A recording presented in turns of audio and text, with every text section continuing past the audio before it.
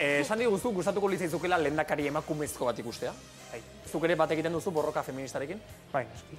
Nola ikusten duzu? Azken bolada, azken aste hilabete urte hauetan feminismoak hartu duen bidea. Bueno, argi dago feminismoak lortu duela mugimendu hegemonikoa bilakatzea.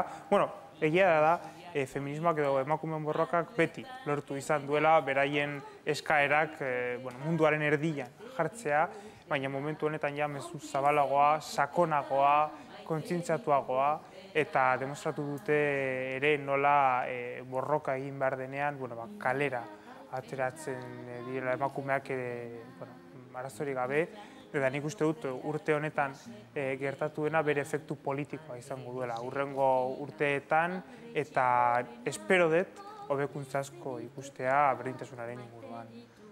Borroka hontan beraz kaleak erantzun du orduan. Zure ustez erakundek zentzu hortan nola erantzun beharko lukete edo erantzun beharko zenukete legebiltzarretik adibidez? Azkenean geure lana legebiltzarkide bezala legeak egitea da, eta hor badaude nik uste dut emakumeak oso argi uzten dituztela bereien eskaerak, eta lortu behar dugu eskaera horiekin bat datorren legeak egitea, erreglamenduak egitea, lortzeko erakunde publikoek berdintasunaren inguruko bermea, babesa eta baita impultsoa ematen dutela.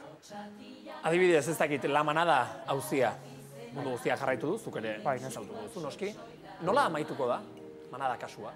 Edo nola amaitu beharko luke zure ustez? Nola amaitu beharko luke, ez nahi sartuko epaiketen inguruan, baina nik uste dut egia da erakunde publikoen inguruan horre egon behar dela hausnarketa bat kode penalaren inguruan, ez zigorren gogortasunaren inguruan, hau da, hau ez da kartzela gehiago edo kartzela gutxiagoaren eztabaida bat, baizik eta ikustea, patriarkatua ere badagoela hor kode penalean, badagoela ere mundu judizialean, ez dela irla bat, gizonek idatzi zuten kode penala, askotan gizonak dira erabaki hauek hartzen dituztenak, eta hor formakuntza, hausnarketa egon behar da genero perspektiba hor sartzeko. Eta nik uste dut kode penalaren aldaketa egongo dela laster.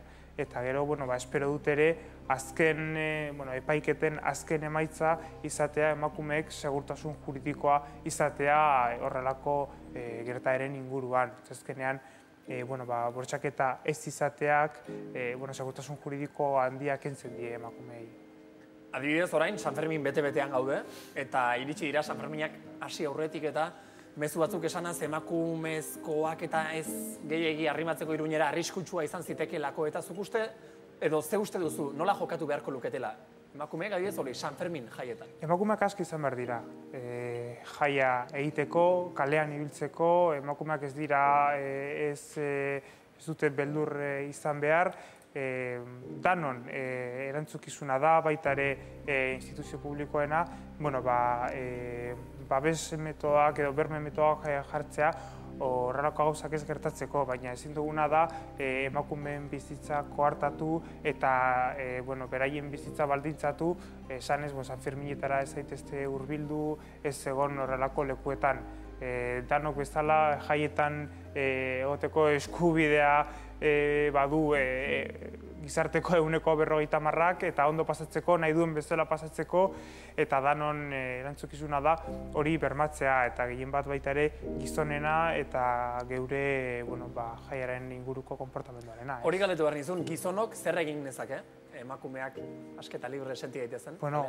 Gizonok lehenik eta behin ikasi feminismoaren inguruan lagundu emakumeen borrokan, jakinda ere emakumeak beti aurretik egon behar direla borroka honetan, entzun, ulertu zeintzuk diren eskaerak, baita ere individuali bezala edo pertsona bezala barnera begiratu ikusi zen olako erantzun matxistak baditugun unero, nik ere, oraindik ere, noski, eta horiek aldatzen saiatu eta geure bizitzan hobetzen saiatu mundu hobeago bat eta berdinago bat lortzeko.